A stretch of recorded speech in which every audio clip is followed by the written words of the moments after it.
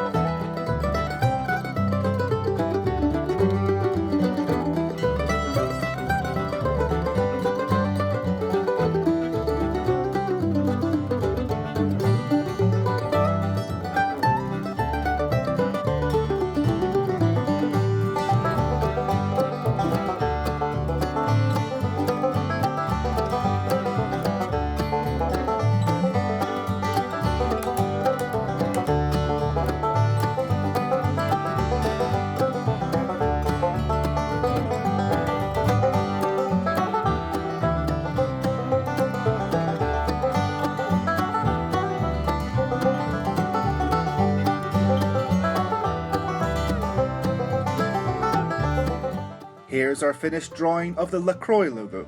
You can see how to draw other soft drink logos with the links in the description, but you can also leave a comment with more suggestions. We'll see you next time.